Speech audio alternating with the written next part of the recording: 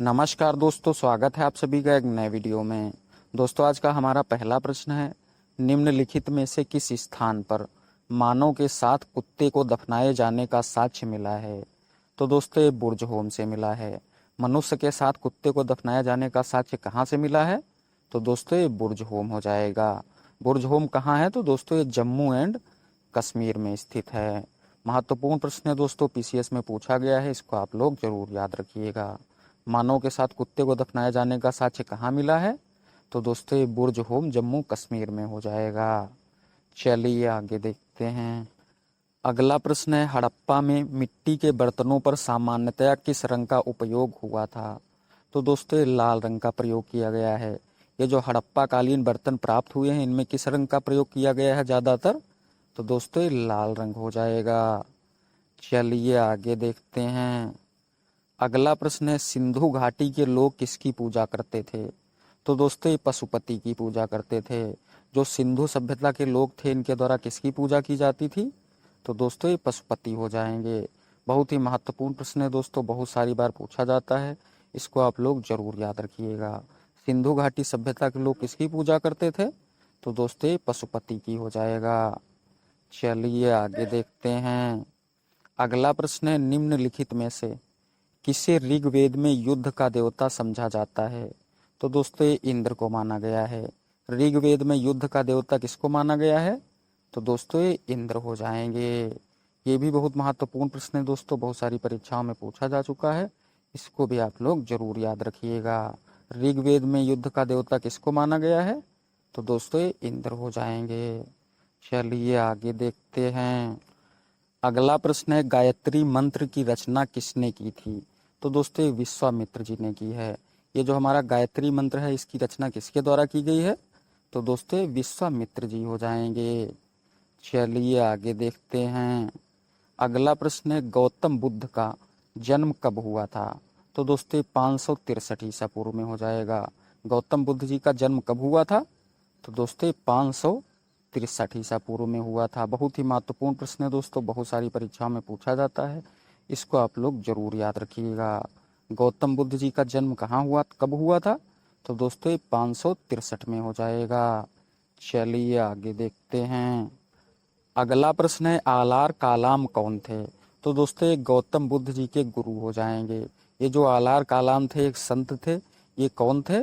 तो दोस्तों, ये गौतम बुद्ध जी के गुरु थे। बहुत ही महत्वपूर्ण प्रश्न है दोस्तों, बहुत सारी परीक्षा में पूछा जा चुका है, इसको भी आप लोग याद रखिएगा। आलार कालाम कौन थे? तो ये गौतम बुद्ध जी के गुरु हो जाएंगे। चलिए आगे देखते हैं। अगला प्रश्न है, जैन धर्म के संस्थापक कौन हैं?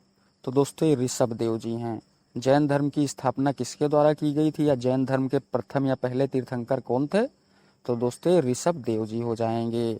बहुत ही महत्वपूर्ण प्रश्न है दोस्तों, बहुत सारी परीक्षाओं में पूछा जा चुका है, इसको भी आप लोग जरूर याद रखिएगा। जैन धर्म की स्थापना किसने की थी, या इसके पहले तीर्थंकर कौन थे? तो दोस्तों, ऋषभ देव जी हो जाएंगे। कई बार आपसे पूछ लिया जाता है कि जैन धर्म के अंतिम या 24वें तीर्थंकर कौन थे? तो दोस्तों, ये महावीर स्वामी जी थे। अंतिम कौन थे? तो दोस्तों, ये महावीर स्वामी जी हो जाएंगे। संस्थापक या पहले कौन थे? तो दोस्तों, ये ऋषभ देव जी हो जाएंगे। अगला प्रश्न है, उस वीर भारतीय राजा का नाम बताइए जिसे सिकंदर ने झेलम के तट पर पराजित किया था। तो दोस्तों, ये पुरु या पोरस राजा थे। सिकंदर से किसने युद्ध लड़ा था भारतीय राजा ने झेलम के किनारे? तो दोस्तों, ये पुरु या पोरस हो जाएंगे। हालांकि ये दोस्तों युद्ध में हार गए थे, लेकिन उसके बाद भी सिकंदर के द्वारा इनकी बहुत ही प्रशंसा, इनकी बहादुरी की गई थी। महत्वपूर्ण प्रश्न है दोस्तों, कई सारी परीक्षाओं में पूछा गया है, इसको आप लोग जरूर याद रखिएगा। अगला प्रश्न है, भारत में सबसे पहले साम्राज्य की स्थापना किस शासक के द्वारा की गई थी? तो दोस्तों, ये चंद्रगुप्त मौर्य जी ने की थी। ये जो भारत में सबसे पहला साम्राज्य हुआ था, इस साम्राज्य की स्थापना किसके द्वारा की गई थी, मौर्य साम्राज्य की? तो दोस्तों, ये चंद्रगुप्त मौर्य जी हो जाएंगे। ये भी दोस्तों बहुत ही महत्वपूर्ण प्रश्न है। इस वीडियो में जितने भी प्रश्न हैं, सभी पीसीएस में पूछे हुए प्रश्न हैं, इसलिए इन सबको आप अच्छे से करिएगा और याद रखिएगा। भारत में पहले साम्राज्य की स्थापना किसने की थी, या किसके द्वारा की गई थी? तो दोस्तों, ये चंद्रगुप्त मौर्य जी हो जाएंगे। अगला प्रश्न है, सांची का स्तूप किस शासक ने बनवाया था? तो दोस्तों, ये अशोक ने बनवाया था। ये जो सांची का स्तूप है इसका निर्माण किसके द्वारा कराया गया है, इसको किसने बनवाया था? तो दोस्तों ये अशोक हो जाएंगे। कई बार आपसे पूछ लिया जाता है कि सांची का स्तूप कहाँ स्थित है, तो दोस्तों मध्य प्रदेश में हो जाएगा।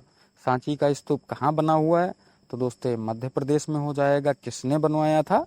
तो दोस्तों अशोक ने बनवाया था। चलिए आगे देखते हैं। अगला प्रश्न है, अपने शिलालेखों में अशोक सामान्यतया किस नाम से जाने जाते हैं? तो दोस्तों इनको प्रियदर्शी कहा गया है। जो अशोक के शिलालेख हैं उसमें अशोक को किस नाम से लिखा गया है, अशोक को क्या कहा गया है? तो दोस्तों इनको प्रियदर्शी कहा गया है। दोस्तों सभी प्रश्न महत्वपूर्ण थे, परीक्षाओं में पूछे हुए थे। वीडियो कैसी लगी कमेंट करके ज़रूर बताएं, और चैनल पर नए हैं तो चैनल को सब्सक्राइब और वीडियो को लाइक ज़रूर करें। नमस्कार, धन्यवाद।